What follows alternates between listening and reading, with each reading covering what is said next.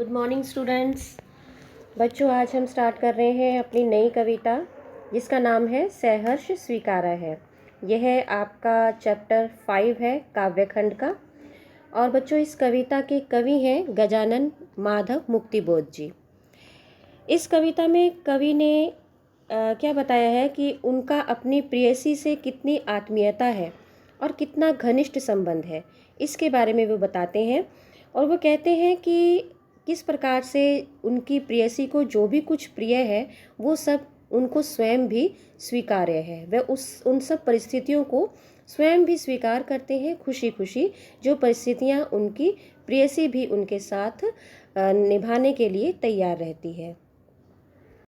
अर्थात बच्चों, सहर्ष स्वीकारा है कविता जीवन के प्रति कवि के व्यापक और सकारात्मक दृष्टिकोण और कृतज्ञ दृष्टिकोण को अभिव्यक्त करती है।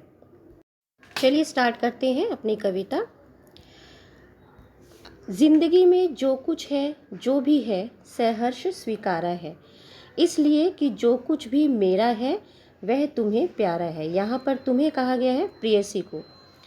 गर्बीली गरीबी यह, ये गंभीर अनुभव सब, यह विचार वैभव सब, दृढ़ता यह भीतर की सरिता, यह अभिनव सब मौलिक है, इसलिए कि पल पल में जो भी कुछ जागृत है, अपलक है, संवेदन तुम्हारा है। तुम्हारा यानी प्रेयसी का।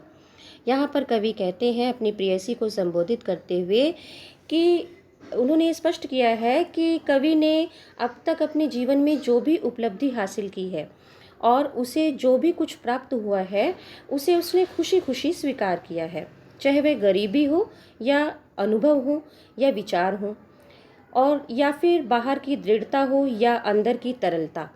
ये सब उसके लिए नए हैं। किसके लिए? कवि के लिए। और अभिनय और मौलिक भी हैं। मौलिक यानी नेचुरल भी, जिसे हम कह सकते हैं, जो स्वयं से निर्मित हों। और ये सभी सामान्य नहीं है, ये सब कवि के लिए विशिष्ट हैं। तो विशिष्ट क्यों कहा गया है? क्योंकि ये सब उनकी प्रेयसी से संबंधित हैं। ये सभी संभावनाएं, ये सभी परिस्थितियां उनकी प्रेयसी को स्वीकार हैं। अर्थात कवि की प्रेयसी उनके साथ सभी स्थितियों में रहने को तैयार है। और यही कारण है कि कवि को भी अपनी हर स्थिति प्रिय लगती है और वे अपनी हर परिस्थिति को खुशी से स्वीकारते हैं। नेक्स्ट देखते हैं बेटा। जाने क्या रिश्ता है, जाने क्या नाता है, जितना भी उड़ेलता हूँ भर भर फिर आता है। दिल में क्या झरना है, मीठे पानी का सोता है। सोता भी झरना को ही बोलते हैं। भीतर वह ऊपर तुम, मुस्काता चांद जो धरती पर रात भर, मुझ पर त्यों तुम्हारा ही खिलता चेहरा है। यहाँ पर कवि क्या कह रहे हैं कि मुझे स्वयं यह पता नहीं है कि तुमसे मेरा संबंध कैसा है, तुमसे यानी प्रेयसी से, लेकिन मैं ये महसूस करता हूँ कि मेरे दिल में संभवतः मीठे पानी का कोई अनंत यानी जिसका कोई अंत नहीं है, ऐसा कोई स्रोत या ऐसा कोई सोता यानी ऐसा कोई झरना बह रहा है जिसमें मैं प्रेम को या स्नेह को, आत्मीयता को जितना भी अधिक उंडेलता हूँ, यानी जितना भी अधिक उसको बाहर फेंकता हूँ या जितना उसको उंडेलता हूँ, फिर भी बार बार वह भर जाता है। और मेरे ऊपर तुम्हारा खिलता हुआ चेहरा, यानी अपनी प्रेमिका को संबोधित करते हुए कहते हैं कवि कि मेरे ऊपर यानी मेरे मन पर आपका यह खिलता चेहरा बिल्कुल उसी तरह से आच्छादित है। आच्छादित का मतलब यहाँ पे कि छाया हुआ है। कैसे? जिस तरह पूरी धरती पर रात भर मुस्कुराता हुआ चांद अपनी छटा बिखेरता रहता है। नेक्स्ट है बेटा। सचमुच मुझे दंड दो कि भूलूं मैं तुम्हें भूल जाने की। दक्षिण ध्रुवी अंधकार अमावस्या, शरीर पर चेहरे पर अंतर में पालूं मैं, झेलूं मैं, उसी में नहालूं मैं। यहाँ पर कवि ये कहते हैं कि वह अपने प्रिय से दंड पाना चाहते हैं। क्यों? क्योंकि उसे भूल जाने का उन्होंने जो अपराध किया है, वो ये चाहते हैं कि अगर मैं अपने प्रिय को भूल जाता हूँ तो मेरी प्रिय मुझे ऐसा दंड दे कि मैं ऐसे अंधकार में खो जाऊँ। बिल्कुल ऐसा अंधकार जैसे कि अमावस्या की रात में जो अंधेरा होता है, बिल्कुल उस सघन अंधेरे में मैं स्वयं को डुबो देना चाहता हूँ। तो वो दंड स्वरूप अपनी स्थिति को पाना चाहते हैं और ये भी चाहते हैं कि जिससे इस अंधकार से क्या हो, उसके शरीर पर और उसके चेहरे पर, किसके, कवि के, और उसके हृदय पर सभी जगह यह अंधकार, यह अंधेरा व्याप्त हो जाए और वह उस अंधकार को प्रत्येक स्तर पर झेलना चाहते हैं। हर तरह से वह अपने आप को दंडित करना चाहते हैं। क्यों? क्योंकि उन्होंने अपनी प्रेयसी को भूलने की भूल की है। क्यों? क्योंकि वह प्रेयसी जो उनके साथ हर परिस्थिति में रहने को खुशी खुशी तैयार थी, जिसने अपना सर्वस्व उस पर न्यौछावर किया था और उसके बदले वह उसे कुछ भी वापस न लौटा सका। इसी कारण आत्मग्लानि कवि को यहाँ पे महसूस हो रही है और वह स्वयं को घनघोर अंधेरे में खो देना चाहता है, डुबो देना चाहता है। नेक्स्ट आ जाइए बेटा। इसलिए कि तुमसे ही परिवेष्टित, परिवेष्टित का मीनिंग यहाँ पे होता है कि चारों तरफ से घिरा हुआ और आच्छादित या छाया हुआ, रहने का रमणीय यह उजाला, रमणीय होता है मनोरंजन भरा या कह लो कि सुंदर या मनोरम, अच्छा सुंदर दृश्य, यह उजेला। अब उजेला का मतलब उजाला या प्रकाश, सहा नहीं जाता। अब कवि यहाँ पर क्या कह रहे हैं कि इस प्रकार का ये जो उजाला है या आत्मीयता, कवि की अपने प्रेयसी के प्रति जो आत्मीयता है, जो कोमलता है और उसका जो स्नेह है, उसका प्रेम जो उसके अंदर व्याप्त है, जिसके कारण क्या है कि चारों ओर एक बहुत ही मनोरम उजालापन छा गया है। किंतु कवि यहाँ पे क्या कहते हैं, वो बहुत व्यथित हो रहे हैं, पीड़ित हो रहे हैं और वो कहते हैं कि अब यह स्नेह का जो उजाला है, यह आत्मीयता का जो उजालापन है, अब मुझसे बर्दाश्त नहीं होता और मेरा शरीर अब उसको सहने में अक्षम है।